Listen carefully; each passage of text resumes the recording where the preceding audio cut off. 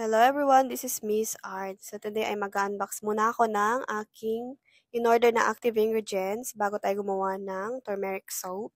So yun guys, dyan ako bumili ng aking active ingredients sa Lazada shop. So PM nyo na lang ako kung anong shop siya, nabubulol ang auntie nyo ngayon. So yun guys, yan, may paresibo sila pag bumili kayo sa kanila. And then yan, papakita ko yung binili ko, glutathione, then yung iba, fast forward na natin ha, kasi para mabilis yung ating video kasi boring kasi. So yun guys, para hindi boring ating video, magsisimula na tayo sa ating soap making. So may measure na tayo ng lye and water.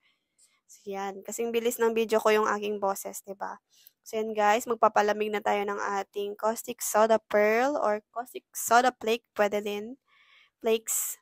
So yun guys, halu-haluin lang siya. And then, dito naman tayo sa ating coconut oil. So habang nagpapalamig ng lye, yan, 500 grams ng oil, coconut oil. Pero pwede ring haluan ng palm oil kung gusto nyo. Pero medyo malambot siya kapag may mixture na siya ng palm oil. Pero pag 100% na coconut, sobrang solid niya. So, yan guys, naglagay na ako ng turmeric powder. 5 grams lang yan. Tapos, halu-haluin nyo lang. Mix-mix nyo lang, ganyan.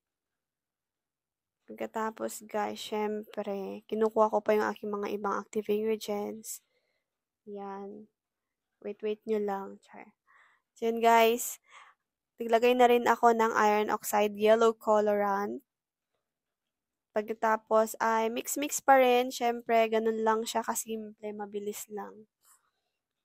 Pagkatapos, naglagay na rin ako ng kojic dipalmitate as whitening agent dyan sa ating soap. And then, maglalagay na rin ako ng glutathione powder na in-order ko. Yun guys. Bagong glutathione yan ha. Baka isipin nyo expired yung mga ginagamit ko. Char. So, yun lang guys. And then, mix-mix lang. Pagkatapos, pag natunaw na lahat, yan.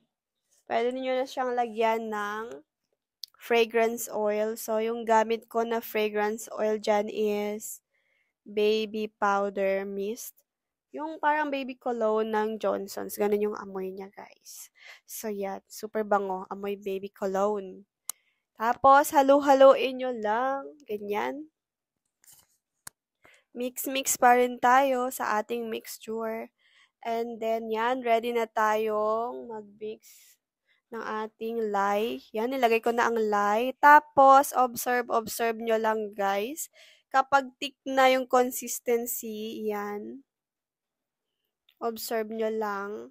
Kapag pwede na siyang ilipat sa ating molde, so yun, lipat nyo na, lagay nyo na sa molde. Mabilisan lang gawa ng ating soap. Yan, medyo makalat pero nalilinis naman natin yan guys, don't worry. So yan. Pagkatapos ay linisin din yung mga kalat-kalat dyan sa gilid para hindi naman marumi tignan, diba? So, yun. Sobrang bango ng baby cologne. So, tinakpan ko na ng tela at nag-solid na siya, guys. Cut na natin, kaya lang isa lang yung gamit kong kamay. So, fast forward na tayo para mabilis. Yun na, guys, yung ating finished product. So, maliit lang ginawa ko, konti lang, for sample lang ng ating turmeric soap making kasi may nag-request. See you again next time. Thank you for watching. Bye!